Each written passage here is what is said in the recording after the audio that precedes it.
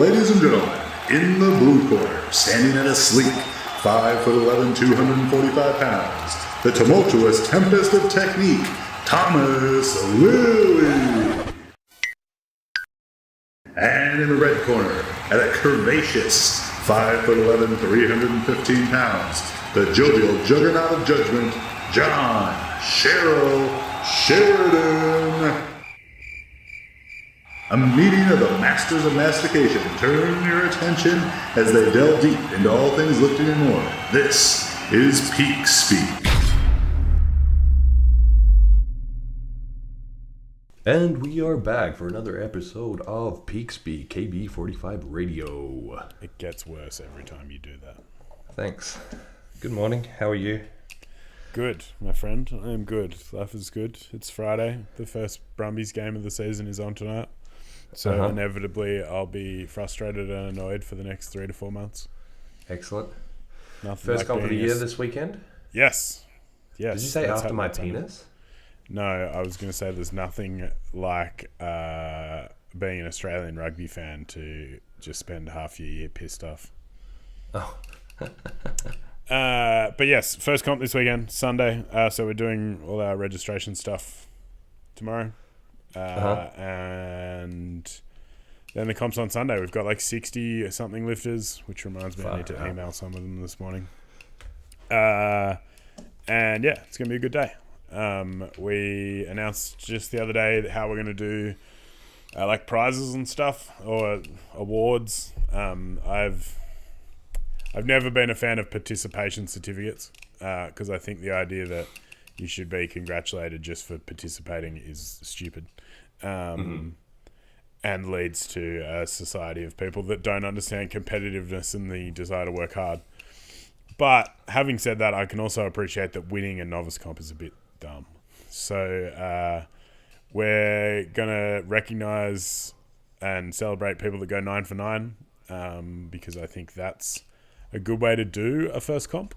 And that's the sort of thing I encourage with all of my new lifters. But we're also going to do a best lifter award for each division. So male, female, MX. And it's not just going to be based on weight on the bar, but more like an overall kind of thing. It's a topic I find kind of hard to explain to people from a subjective point of view, but I've been to enough meets, and I'm sure you have as well, to know that there are good powerlifters and bad powerlifters. Yes. And the good ones are the ones that are nice and polite and pleasant to the table staff, and they are respectful of their competitors, and they have a good time, and they try hard, and they do all those things without, walking around like they own the joint all day. Yes. And so, yeah, we're essentially going to give an entirely subjective award based on best lifter for each division. Which would be cool and a new thing to do. So that'll be fun. Yeah, I'll be curious to see if there is any comments from competitors afterwards or on the day about, I feel I performed better than that person, or if anyone gets salty about it. I mean, I don't think that'll be the case. I don't think we've ever had anyone through our comps who would have that sort of attitude. Yeah. Because we stress that environment from the start, right? It's not about the competition, it's about enjoying it, blah, blah, blah. So I don't think we'll end up going down that road. Ultimately, if they do go down that road, the discussion will come back to it's our comp, we can choose who we want. And that's right. And it's like, if that's your attitude, that's exactly why you didn't get the $20 trophy. Exactly.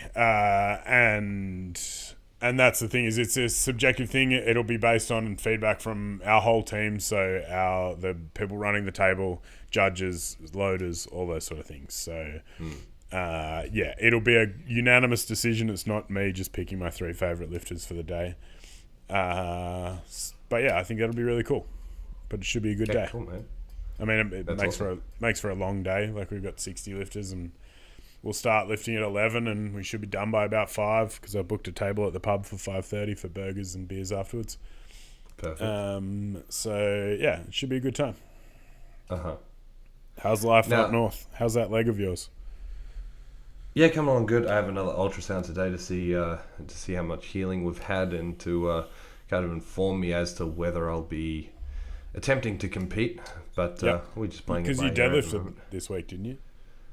Yeah, so the tear was the gracilis muscle, and the advice I had from the physio is that conventional deadlifts basically shouldn't put any load through it, so there's no risk of damaging it any further. Yeah, but it's if just it about feels what bad, hurts. don't do it. Yeah. And it felt okay, so I went up to 290 for a single, and that was fine. So I'll do Nice. some doubles today. Cool. But it's the devil's lift, conventional, unfortunately. You're not wrong.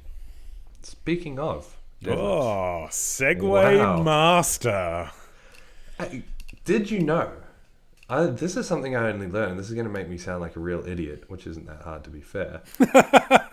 Do you know how to spell that word? Isn't it like Seague? Yeah, it finishes with UE. I didn't know that until I read it recently, and I was like, what is Seague? What does this mean? Because I'd only ever seen it written as like Segway, the two-wheel touring implements. Yeah. I know. Do you know how the exactly Segway guy died? Yeah, didn't he Segway off a cliff? Yeah. Yeah. Look, I'm not going to lie to you. He probably had it coming. Oh, what a morbid way to start the podcast. Yeah, but if you invent a thing that allows you to be mobile in, like if you invent a vehicle, you would expect that the person who invented the vehicle is the best at driving it. And if the guy that's best at driving it drove it off a cliff, what the fuck hope does everyone else have? It's like the Atkins conundrum all over again. What's the Atkins conundrum? That guy ate bacon and died of heart disease? Pretty much. Yeah. Nice. There you go. Yeah. Interesting. Not one of my proudest moments, but I think 3.5 weeks after my second hip surgery, I tried one of those hoverboards, and it did not end well. That was maybe not the greatest decision you've ever had for injury rehab.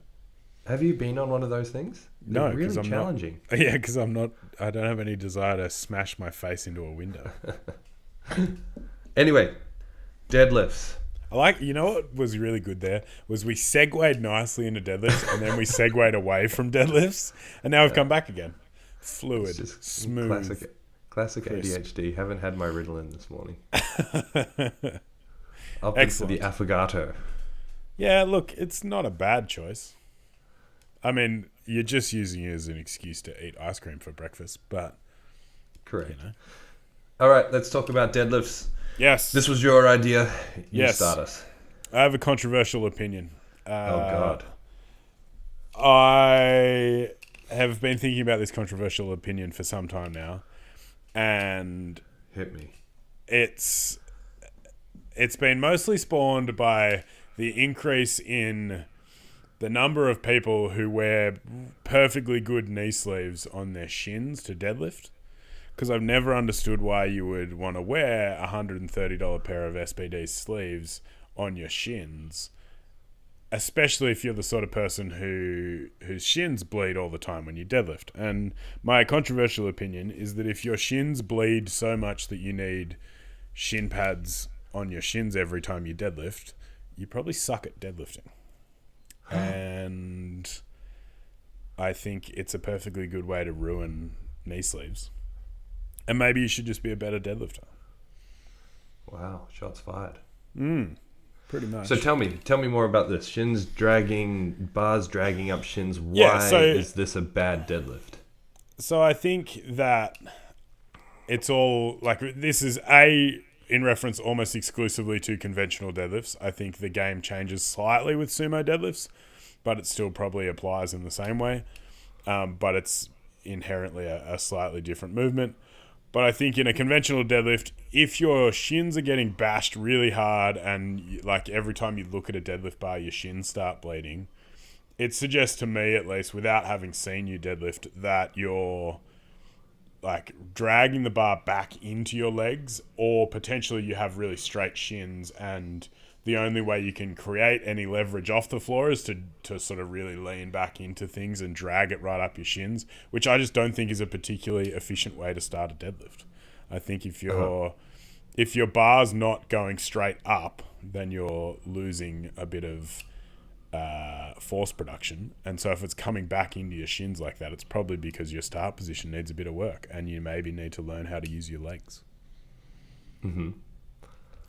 So I think it's an easy fix, right? And I think the start position thing is especially relevant in the conventional deadlift and sumo, obviously. But I think so many people fuck their start positions up in the interest of, I want to be really fast off the floor. Mm-hmm. And, you know, the deadlift is a relatively unique lift when you compare it to the squat and the bench because it doesn't have that eccentric phase. So how you start your deadlift and how you initiate the pull is going to be a pretty close correlate to how you finish it. So if you start in a shitty position or you start in a good position and then compromise it really badly to get the bar off the floor, by the time you get to mid-thigh, it's probably going to suck a bit and you're probably going to have a really hard time with lockout. And maybe your shins are bleeding everywhere. And I don't like people bleeding on my deadlift bars because it's not very nice to clean up.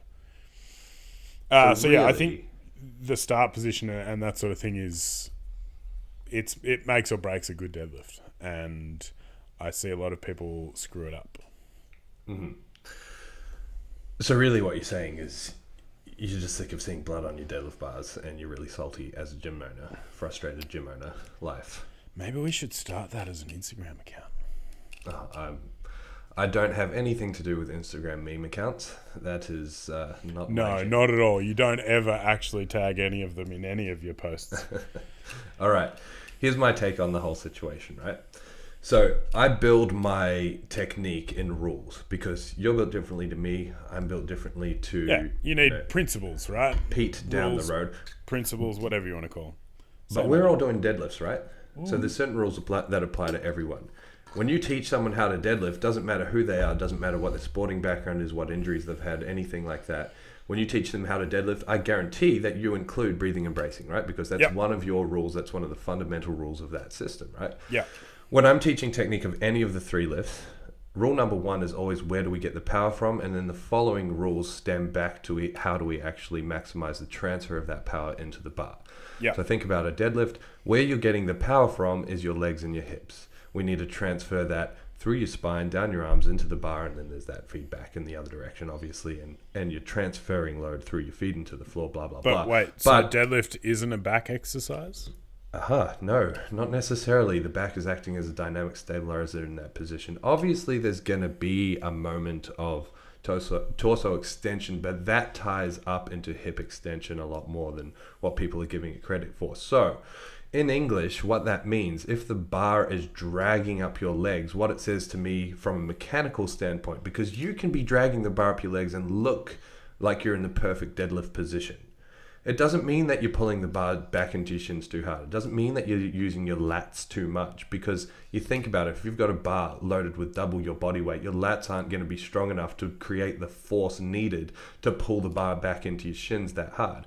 What it says to us from a mechanical perspective is that you're levering the bar off your floor by engaging that back extension rather than engaging hip extension, rather than driving through your legs and pushing down into the floor. Because, like you said, in the perfect deadlift starting position, there's going to be a moment of knees forward over the bar. And so relative to where the bar is in to your body, there's space between that. And ideally, as you're moving back, as you're shifting back, the bar is clearing that space. It's not flying straight up into your shins and then dragging along your body. Or into your kneecaps, which is often something you see as well. Like people go to stand up and then just stuck jam under their knees. Yeah, just jam the bar straight into their patella. Right, that's right. So as your legs are extending, as your hips are extending, they're moving back, they're moving forward together, kind of like a zigzag, like these mics, right? And then the bar is going to clear that by a fraction, by a marginal bit. If there's enough force that it's just fucking dragging up your shins, you get that slap of like the tights if someone's wearing tights, so you get that kind of dragging, loud popping of like dragging against knee sleeves.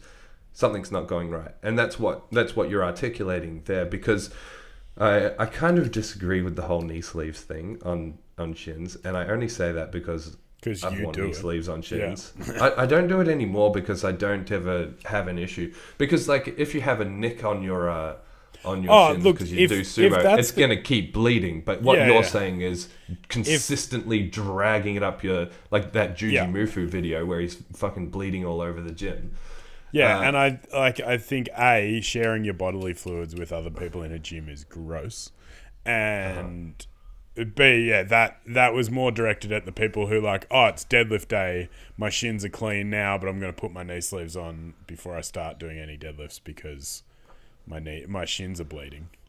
I think that's when you have an issue. I think, like I said before, sumo is a little bit different because the chance of you nicking your shin in the same way is different because for most people, especially if you're deadlifting at a powerlifting gym with a deadlift bar, when you deadlift sumo, your feet are in line with the knurling rather than in line with the smooth part of the bar. So it's inherently going to be a bit more aggressive around there. But it was mostly my salty opinion based around conventional deadlifts more than anything else. Yeah.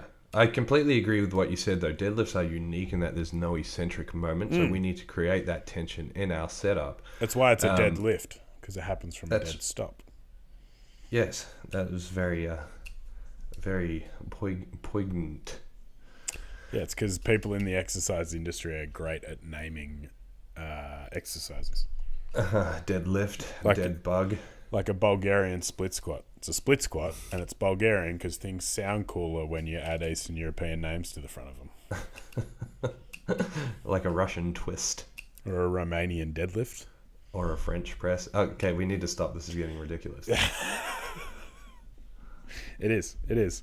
So talk to me about your rules. Okay. I want to hear what your rules are for your deadlift. I like rules. I don't like rules. I like not following rules because I'm a fucking anarchist. Not really. Anyway. Okay, please put your lats away immediately. You're scary. I can't. Has anyone seen my watermelons? So again, rule number 1, where does the power come from? How you set up in a deadlift and the starting position that you get into is going to set the trajectory for what the deadlift looks like mechanically as you move through it, right? So it's, even though mechanically, especially conventional deadlifts, I would rate as the most natural and easiest lift to get right from a skill-based perspective. Yeah, I totally agree with that. Are up there with bench above squats, in my opinion. Yep. Even though they're simple, there's that benefit in squats and deadlifts, squats and bench press. Sorry, that in the eccentric you line yourself up for the right position, and that kind of happens organically if everything's set up. The load kind of forces you into the most efficient position. In most cases. Yeah. And sometimes that position might be wrong based on instabilities or weaknesses or whatever. But when everything's lined up, you're going to naturally go into a pretty good position. Whereas in deadlifts, we have to force that. We have to create that position in our setup. So everything comes down to the setup process and then where you end up. So for me, what I believe a perfect deadlift starting position is, it's not a visual outcome, it's a mechanical outcome. So people will use arbitrary visual benchmarks for things. I'm looking for mechanical benchmarks. So in the starting position, you're not judging my conventional deadlift based on how vertical my shins are? Oh, John, please. We will go down this road very shortly, and there will be a lot of ranting and screaming. Oh, I'm excited. My perfect starting position for a deadlift that I'm looking for from a coaching perspective is when I'm watching you from the side. There's going to be 3 things. Your arms are going to be perfectly perpendicular to the floor. Your torso is going to be perfectly straight with your core and your lats engaged. And your shins are going to be in contact with the bar. And that's the same for sumo and conventional. The difference is in a sumo setup, you're starting with your shins against the bar. In a conventional setup, you're starting a little bit away from the bar and you're bending your knees forward over the bar. But in the actual bottom position, just when you're about to pull, shins are going to be in contact with the bar. So that takes away this idea of vertical shins, because that's an arbitrary benchmark. That's a visual benchmark, and it doesn't match up to mechanics, right? Because it's not a single joint system. It's a multi-joint system. We have to account for all the other moment arms in that system. So it's not enough to just say your torso should be upright, your shin should be more vertical. That's undermining the complexity of the system itself.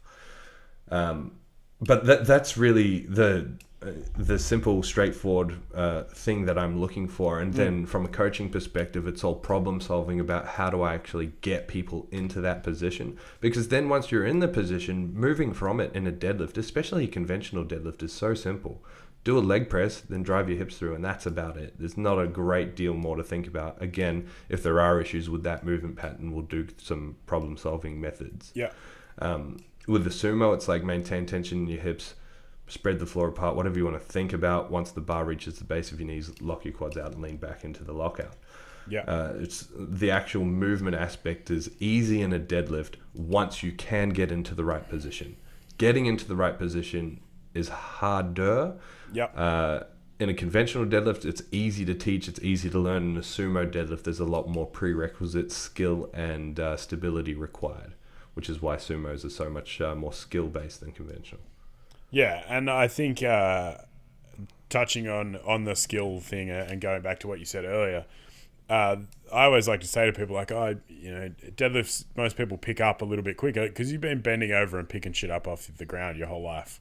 But very few people have been lying on their back bench pressing or squatting with some load on their back. So it's just, especially because, a lot of the people I see in the gym are people who are somewhere between 22 and 40, and potentially they haven't done anything reasonably athletic in the last decade. And so at that point, that's the deadlift is always the session I expect to go a little bit quicker. It's a little bit simpler. The corrections are a little bit easier to understand because it's just, for most people, an inherently more natural pattern. I think the start position, like I said to you before we started recording, I stole your 3 rules because I think they're great. Because I'd always looked for something very similar, but never had a solidified enough framework for it. And then you said that to me one day, and I went, "Oh yeah, that makes perfect sense. They're a good way to describe those 3 landmarks." I think the important thing with both sumo and conventional is in that start position, once you set and maintain a start position, which, like you said, isn't the most complex thing in the world, the thing I find a lot of people ruin is they rush that starting position, or they rush the start of the move, because deadlifts feel really shit when you pull on them for a long time before the bar starts moving. And that's, I think, where a lot of people screw up their sumo deadlift, is they get impatient, and so they compromise their start position in order to get the bar off the floor. And the same thing happens for people who want to rip the bar off the floor in a conventional deadlift, right? They let that neutral spine position go a little bit, change the levers, and then suddenly you get to mid-thigh and it's like you've run into a truck. That's right. And I think patience becomes a really important part of that, especially as the weights get heavier, and especially if you're not someone who's used to being able to like grind through something. I think that's a skill that's learning to keep going when it feels like it's not going anywhere. Is something that I like doing with like tempo work, like deliberately slowing people down, because it gives you that feeling of like, oh, this is what it feels like when it's really heavy and the bar's not going anywhere. But in most cases, if you can stick with it, it'll keep coming. And if you can train that position really well, then life's going to be a lot easier. So one thing you touched on there is that aspect of like rocketing off the floor, losing position at the top, and all that sort of stuff. So in my coaching philosophy says that when everything is set mechanically, things are going to be the hardest at the bottom, easiest at the top, because just from a simple physics, biomechanics, moment arm kind of perspective, when the moment arm or the average of the moment arms is the greatest, the lift is going to be the hardest, right? So at the bottom of the deadlift, the moment arm average is the greatest, so therefore getting that thing moving should be the hardest point. So you hear a lot of really weird arbitrary benchmarks in the lifting world, which have just come from cherry picking information from a visual perspective. So for example, people watch lots of deadlifts and they say, well, sumo should be hard off the floor, easy to lock out. Conventional should be easy off the floor, hard to lock out. If you watch a lot of like poorly performed conventional deadlifts, that's the opinion you're going to end up with, right? Yeah. But both deadlift styles should feel hard off the floor and easier at lockout, because again, mechanically, it's easier at the top. That's why people can rack pull a lot more than what they can deadlift from the floor, right? But when you make those compromises from the floor, when you chase speed over position and tightness, of course you're going to form that opinion. So when you get coached out of those bad positions into a good position that's in the long run going to provide ongoing improvement, decrease risk of injury, blah, blah, blah, it's going to feel really heavy and hard off the floor, right? The other thing is, like, as part of that rushing, another thing that falls in my coaching philosophy, and I'm talking about my personal coaching philosophy, I'm sure a lot of people have the same sort of idea as well, is that we should be tight all the time. And there's kind of 3 levels of difficulty when it comes to tightness in lifting, right? So level 1 is setting that tightness to begin with. So being able to coordinate in a multi-joint system, tightness in your upper back, tightness in your core, tightness in your hips, all at the same time. It's quite difficult when you don't know how to do that. Like you said, deadlifts are a natural movement because we bend down and pick stuff up all the time. But within that, when you go down and bend over and pick up a shoe, you don't breathe and brace, you don't set your lats, you don't treat it like you're doing a deadlift, and you shouldn't. It's a natural movement. You don't. But the point is... I huff ammonia before I bend over to pick anything up. I just carry it around in my pocket. Oh, that pen's good. I got it. Sweet. The point is, that's a skill we have to learn. So that's level 1. Level 2 is holding that in the eccentric or in the setup, if we're talking about deadlifts. And level 3, which is the hardest part, is holding that in the concentric. So staying tight while you're moving. And learning to stay tight while you're moving is setting you up to make sure power transfer happens between where the power's coming from and where it needs to go. Because any break in that system, any looseness in that system is an opportunity for power to leak, to escape, to leave the system, and to not be transferred into the bar. I think on the tension point, one of the things that I like using, A, in how I deadlift, and then B, in how I teach, especially newer people, is like the top-down approach to a setup. So setting up, standing up, setting a brace, hinging at the hips, being able to maintain that position, getting down to the bar. Because I find a lot of people just want to bend over and grab the bar and then try and find their start position at the bottom, rather than giving themselves the opportunity to set it up in a perfect spot from the top. And I find, especially for new people who are a little bit unaware of where their body is, that helps them find that flat back position, find that sort of mid-foot weight distribution, all of those sort of things that just mean the chances of you being successful in your setup process and the chances of it being consistent are much higher. And then over time you can become more comfortable with what your start position feels like and how you attain that start position by bending over and getting to the bar first, you know. So in a similar vein to you would do like block pulls and stuff, where you start from higher up, you set up in a better position, you teach that position, and then you add range over time. That's the same approach with that, is just setting all of your bracing and stuff standing up, because it's more than anything, it's easier to breathe when you're standing upright than when you're bent over at the top of a deadlift bar. And I certainly find, as a man of slightly more advanced size, my power gut gets in the way a little bit. And so when I'm all bent over in my conventional deadlift position, I don't have a lot of room to breathe. So I find that top-down approach to a setup, and even with more experienced people who struggle with the concept of holding that neutral spinal position, I'll start with a top-down setup just to force them to learn to maintain it the whole way through. And I found quite a lot of success with that. It's ultimately a bit slower in the approach to how many reps you can get done if you're standing up in between each rep. But if it's a conversation about getting a bunch of reps done in a short period of time and or maintaining a consistent approach to each rep, I'm going to pick consistency over time every time. Yep. A question for you. Answer. If I was to ask you the question, is you it okay asking to me a deadlift? question about questions? Are you about to ask me a question about asking a question? I feel like that's very meta and a little too philosophical for this podcast. You're making this really complicated at like fucking 2 a.m. or I whatever know. time it That's is the right funny now. part, is I know it fucks you up more than it does me. My question is, I'm your lifter and I come to you and I say, Coach John, is it okay if Firstly, my please back don't rep- call me Coach John. I hate that. No, your just identity John's is fine. Coach John Oh, for okay. this hypothetical. Do I have it on the back of my shirt? Can you tell? I can't tell. Sorry. Coach John, is it okay if my back rounds when I deadlift? Answer immediately. Where in your back do you mean by your back? Your whole back? A segment of your back? From what position does it round? Where does it round? Does it round at a certain weight? My lower back. And does it happen all the time, or does it happen just when you go real heavy? All the time. Then probably not. I think there's going to be as long as, well, I guess it depends, right? Like all answers to all good questions, it depends. If it's significant from the start, from the moment you bend over, then yeah, we've probably got issues. But if you know how to hinge your hips properly, then it's probably not going to happen. So I think that's where we're going to start with, relearning how to hinge. Mm-hmm. And then building on your setup again from there. Uh-huh. Because I don't think, like, there's all these studies that say, or not all these studies, Stuart McGill likes commenting about lumbar flexion moments in the deadlift.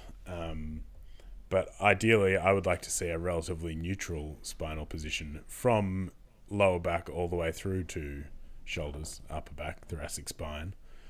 Yeah. And ideally, I'd like you to be able to maintain that. So if there's a bunch of lower back rounding as you bend over to get to the bar or when you start pulling, then we're probably going to address the force distribution and your positions more than anything else, I think. What are your thoughts? Are you just going to go with rounded back and start shooting discs across the room? Yeah, I guess it was a trick question in a sense, because people talking about round back deadlifting are always talking from a safety perspective. It's like, is it safe? Is it okay to deadlift with a rounded back? My deadlift is stronger when I deadlift with the rounded back. It's like, okay, are you entering a safety competition? Well, you know, the argument or the discussion about whether something or not is safe is not a big deal for most lifters. It's a big deal for people coming into the sport, but once you're in the sport, you just want to lift and get stronger, right? So when people are talking about straight backs and deadlifting and is it okay to round? Well, is it okay is a loaded question. Is it okay from a safety perspective? Is it okay from a long-term progression perspective? Is it okay from an efficiency perspective, a strength perspective? What are you actually asking? Aesthetics. Because then that's... I only care about what the deadlift looks like. I don't care about the way it's style. You're very quippy this morning. Yeah, and I'm very slow this morning, and it's not gelling very well. No, I know. It's going to make for an awkward podcast, but fortunately we don't have to listen to it. I do. I love listening to our own podcast. Yeah, I just get a bit sick of my own voice. And you should too, listener. So and the other thing is, like, on Instagram, everyone's always like, technique is king. Yeah, just working on my technique. I think that's it's really nice, but we have to have a really solid understanding of what good technique actually is. And that's not what good technique looks like. That's what technique actually is by a definition, by a set of rules, by a set of guidelines, right? Yeah, like the efficient transfer of force. Yeah, right? So the safest, the strongest, the most efficient way to move the weight. And the safest way is the strongest way. The strongest way is the most efficient way. And that's going to set you up for long-term progression. And then it's like, when okay, when I round my back, my deadlift feels stronger than when I don't. That's right. So it works for me, Thomas. I'm an outlier. Watch the individual podcast. Go do it now so you stop the quips. Pause this one and go back and watch the other one. That's right. Yeah, exactly. Oh, it's stronger for me. It works for me. Well, you're cherry picking again. It's like it works for you because that's all you know. Exactly. And it's like, let's put you into a more advantageous position. Oh, it feels weaker all of a sudden. Well, of course it feels weaker because you're so used to being in that other position. Learn this position, and then maybe over time you'll be able to add more weight to the bar rather than getting really good at failing the same way over and over and over again. So the rounded back argument is a weird one because it's always coming, like you say, Stuart McGill, talking from a lumbar flexion perspective, is really arguing, is this safe to do? And it's not a question of just whether it's safe or not. It's a question of whether it's the best way, whether it's going to set you up for the longest term progression, blah, blah, blah. Yes, that's something I wanted to touch on. I want to hear your rant on the straight shins. Tell me. Well, I think at some point in the deadlift, your shins are going to be straight because at some point you have to straighten your legs. Really? I think so. Okay. I'm yet to find anyone who can successfully lock out their knees without their shins being vertical. But I think if, like you said, it's that arbitrary landmark that you're setting up that in most cases, especially something like that, has been cherry-picked as this is something that Pete Rubish does or some other crazy big deadlifter. I don't know. Pete Rubish was the first person that came to mind. Andy Bolton is who they always use in the photos. Look at his shins. They're straight. Yeah, they're straight because he's pulling 450 kilos and the bar's already at his shin because it's bent so far. That's when your shin is going to be straight. Anyway, continue. And he's wearing a fucking a squat suit to deadlift, like in that picture. And I think that's the problem is, and it's similar to the rounded upper back argument, like KK deadlifts with a rounded up or deadlifted. He no longer deadlifts, or does he do the ultimate deadlift, or is it too soon to make that joke? I guess we'll find out. And people use, and it's the same with training programs. I watched someone do it talking about Hapthor's strongman program the other day. Like, I'm going to run his program because it works for him. What you do when you take like anecdotal evidence like this and apply it to yourself is ignore all of the fundamental principles. And I think that's the issue, is you're creating like guidelines that are stringent, either aesthetic or mechanical guidelines that don't work for everyone.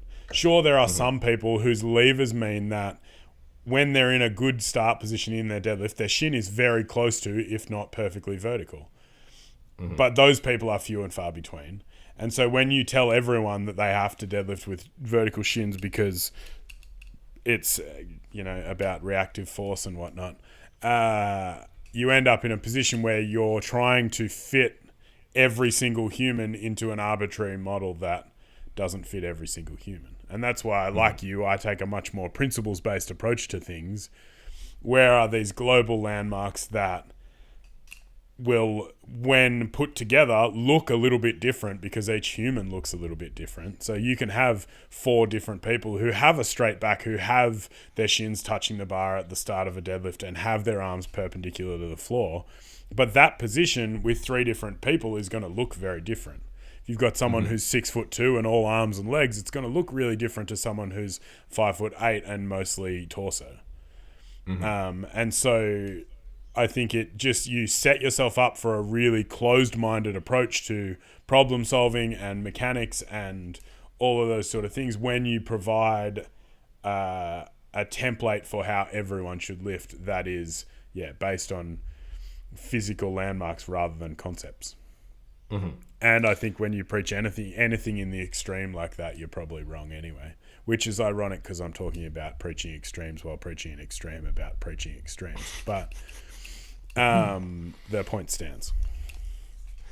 Yeah, it's the same issue with chasing arbitrary benchmarks, arbitrary global benchmarks. And the argument for it makes sense for the argument, if that makes sense. Right? So it's illogical logic. It's incomplete, is what I'm trying to say. It's a really narrow view of a 3-dimensional multi-system movement. That's right. So if our necks came out of the top of our knees and that's where our heads were, and then our arms came out of the side of our knees, then that makes sense, right? To be talking about ground force transfer. But the force is being produced at the hips and going down into the floor. It's not being produced at the knee. It's being produced above that, right? Not only that, the argument often is like create a greater moment at the hip because the glutes are the strongest muscle there. It's like, okay, the glutes are a strong muscle in the system, but they are not the system. Yes. The system is greater than that. And well, the sum of the system will be greater than the force you can create through just one piece of that system. Exactly. And that's my next point, is that it's like by increasing that moment arm and shifting the average moment arm to be greater, you're making the lift harder. It's again cherry picking. If you put EMGs on the glutes and you're like, okay, well, with a straight shin, you use more glute. Fantastic. All right. Now you can lift 60 kilos with more glutes and you can fracture your L5 at 150 kilos because you've undermined the complexity of the system. You've put yourself in a horrible position to lift weight we're not doing a safety glute comp. We're doing a deadlift comp. We're doing a powerlifting comp where we have to lift the most weight. So we're going to use a technique in which we can lift the most weight in the safest possible manner. And having straight shins for that doesn't make any sense in a conventional deadlift. Now, important to say conventional because in a sumo deadlift, you're going to have straight shins. Yes. So let's use that as a little segue into talking about sumo deadlifts. I'm sure, like every other coach I've ever met, you get a lot of people asking about how they know they should try sumo deadlifts. Yes. Because you're, like me, someone who's done both and been certainly more successful than I have at both. But you've deadlifted a lot of weight in both styles. Why do you choose one over the other? What makes them stronger for you personally? And then how do you make that choice for your athletes, or how do you help your athletes make that choice? So why do I pick sumo deadlifts in a competition over conventional? Other than the fact that it's superior as a moral standpoint. Exactly. Because I lift more, slightly more, like maybe 5% more in a sumo position, and I feel better doing it that way. Yep. It feels stronger to me. I feel more confident to lift more weight when I'm in a sumo position. Simple as that. If I lift more and I can pull it off technically and then I can lift more in that style, that's what I'm going to choose. If I could do a perfect sumo deadlift and a perfect conventional deadlift and my conventional deadlift was 30 kilos more than my sumo, guess which one I'm going to pick? And that's how you should pick. Can you do both styles? If you can do both styles and you've given time and attention to both styles and one is stronger than the other, that's the one you're going to pick, the one you're more confident with, stronger with, more technically proficient with.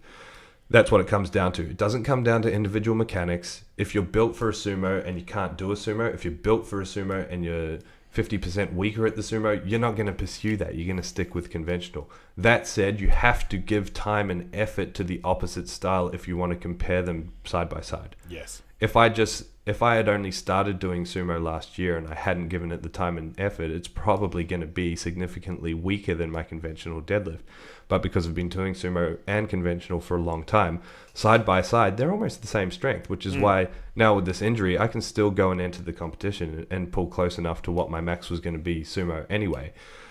But really, it comes down to that. It's a simple process of, can you actually perform both lifts? Let's have a look at them. Okay, well, your sumo is garbage. Let's teach you how to do it properly. Now you know what a sumo feels like, and it doesn't feel nice when you do sumo right. It's actually really quite difficult and quite uncomfortable. Similar to bench, it's so skill-based to be successful with. Yeah, and that margin for error is so small.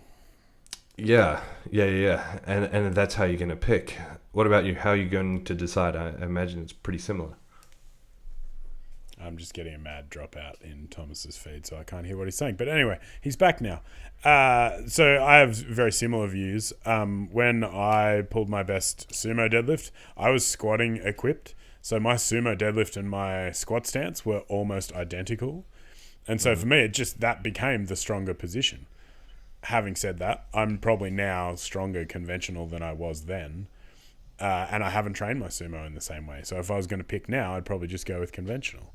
And I think too many people get caught up in trying to look at limb lengths and anatomical landmarks and different random ballpark figures that people give you to tell you what style of deadlift you should do. I think most powerlifters at some point, like I start everyone with a conventional deadlift because it's the simpler approach and the one that I think everyone should know how to do. And then if at some point down the road they want to try a sumo deadlift, then I just, I say, okay, cool. Just play with them for a little while. Try it, see how it feels. And you might find initially it feels really shit, but with a little bit of work it feels less shit. And then, like you said, you dedicate the time and the effort to it, and it'll become better. But you can't expect the switch to happen immediately. It's like the people who are like, I'm going to go from squatting high bar to low bar and I'm automatically going to squat more weight. It's a different skill set, and that skill set takes time and takes effort to develop, and if all you do is expect it to just happen, then you're going to be sorely disappointed. What are your thoughts on the carryover between the two? If I get better at sumo, will my conventional go up? Yeah, so I think this is a really good discussion because it takes into considerations two things. The first thing is that in my coaching experience, most people who come to me and they're like, oh, I do sumo. show me a sumo, and the sumo Wide is not a stance sumo, it's a conventional wide stance deadlift. conventional, Yeah. right? So they've switched to sumo and found it more comfortable because of weaknesses that they have in their conventional. Yeah. So by doing it like that, they're actively avoiding weaknesses. That's the opposite of how you should train. You don't want to train by playing. Oh, sorry, you go. No, I was just going to say, can you just tell our audio listeners what the difference between sumo and wide stance conventional is? Yeah, we're just talking about like from a mechanical perspective. So in a sumo deadlift performed correctly, you're going to have the mechanics of a sumo deadlift. So you're going to have constant hip tension. You're going to maintain a straight shin position. Your hips are going to be driving the weight. When you stand wide and your knees are coming forward and caving in, and you're still pushing down into the floor and still pulling with your back, that's more like a wide stance conventional. It's a really ugly, nasty looking sumo deadlift, basically. If you've ever watched anyone who said, I've just switched to sumo, you've probably watched them do a wide stance conventional deadlift. Yeah, generally they're grabbing the bar with their hands way too close, arching their back way too hard, knees are way forward. They kind of look like a very poor body type frog, essentially. Like an unfortunately ungifted frog. So in terms of relevant carryover, with that point in note, let's say you have switched to a sumo because you're actively avoiding weakness. Yeah, there's going to be zero carryover in either direction, because if you do a conventional, your sumo is not going to get any better because you've actively, again, avoided that weakness. Let's say both systems are perfect. You do a perfect conventional, you do a perfect sumo. I would have my sumo lifters doing almost exclusively conventional work until it comes time to thinking about competition. Sort of 3 to 4 months out, we'll start to add the skill of sumo back in, and then 8 to 10 weeks out, we'll switch exclusively to sumo, pulling from there. The reason being, I do believe there is very relevant carryover from conventional, a good conventional, into a good sumo. I don't believe there's carryover from a good sumo into a good conventional, and I don't believe there's carryover from a good sumo into a good squat either. The reasons being, in a conventional deadlift, there's far more, there's greater moment arms, so you're doing more work, and the other reason being is mainly that moment of like torso flexion, because you're in a more leaned over position in a conventional. That's going to strengthen you to hold a more upright position in a sumo, and that's going to strengthen your deadlift, your squat as well, because you're relatively more leaned forward than you would be in a sumo deadlift. If you only ever do sumo, even if it's perfect, you might end up holding back your squat. You might end up creating this pattern in your squat where as soon as you lean forward past the relative position in your sumo, you have a really hard time extending out of that. And you see it happen it's a really, really common issue in people that are really good at sumo deadlifts, but don't put any attention into their conventional deadlift. They tend to fall forward a lot when they squat. That would be my comments on that. What do you think? I almost entirely agree. I know that like when I pulled my best sumo deadlift, it was after the back of a bunch of high volume conventional deadlift stuff that made me a lot stronger, and then I just transferred that strength into, like you said, the skill of lifting. I think sumo I will use as like an off-season assistance thing, to keep things fresh. Like for me, it's exercise choice isn't always just about carryover. Because there's an element that is, like long-term buy-in.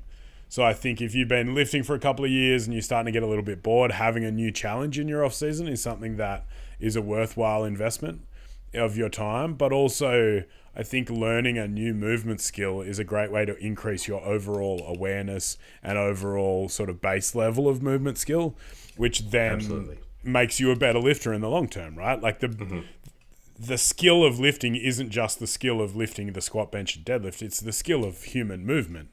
And the better you are as a mover, the better you understand your body, and the more aware you are of where you are in space and the ability to manipulate your positions, the better you're going to be as a lifter, full stop. So I think from that aspect, and this is where it's confusing to talk about, Dave Tate calls it dynamic correspondence. That's the science geek term. How much does that lift carry over to others? Like, it goes, in my head as a coach, it goes beyond just, does getting my sumo stronger make my conventional stronger? It's what can I get out of learning a sumo deadlift? Maybe what you get isn't just muscular strength or positional strength, but is just a better understanding of how your body works. It is a better understanding of where you are in space and how to manipulate your positions. Then maybe that does transfer. Maybe not as directly and not in such a measurable way, but I think in the long term, being able to do both makes you a better lifter because you're just a more skillful lifter.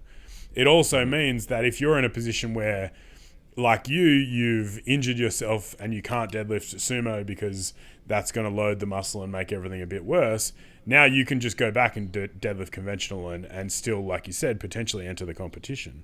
So I think having the resiliency standpoint of like having that skill set that allows you to work around an injury like that is really, really useful. Yeah, man, I fucking love that point because, I mean, when I talk, it sometimes sounds like I come across as like this militant technical psycho or something like that. But I 100% that's breathe. The only way I think about it. Thomas, my 100% militant psycho. Yeah, militant technical psycho. Technical psycho. I 100% live and breathe exactly what you were just talking about there. Like if a lifter comes to me and they're like, "Hey man, I want to learn sumo," I'm like, "Fuck yeah, let's do it in the off season." Is it gonna switch over? We don't know. It might. You might get really good at it and might love it and switch it. It might come really naturally terrible to at you. it. Yeah, exactly. Yeah, but I absolutely love what you just said because it's. We can't look at the training system as just black and white, just linear. It's like there's a lot of these little, almost intangible things that have to be taken into account, and that kind of summed it up perfectly. And I think we're coaching humans, right? That's the important thing. Like this, exactly. As much as there's a science to coaching, in the science of like sports science and how your body responds to things and all of that stuff, that's really good. But I think the thing that makes a really good coach in the long term is the art of coaching. It's the personal relationships. It's keeping people engaged in what is inherently an incredibly monotonous sport.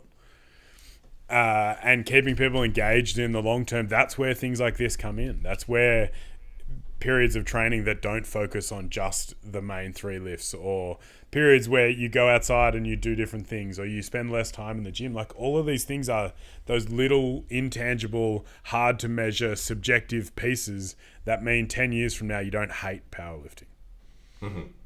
And keeping you in the sport, grinding along longer is what's going to make you stronger and better. Exactly. The best people in the sport are the best because they've been in it for 20 years. Perfect. I think that's where we end this one. Excellent. That's good. Even better is Thomas is just frozen completely. No, I didn't hear any of that. You just froze completely. So that would have been a perfect spot to end. Perfect. I think that's where we end this one, on a technical glitch. Excellent. Technical glitches. # professionals. Tell your friends. Share our podcast with your mum. I fucking love this stuff, man. This is great. Me too. Enjoy. Tag your friends. Goodbye. Tag us. Do things. Give us a 5-star review, etc. Goodbye.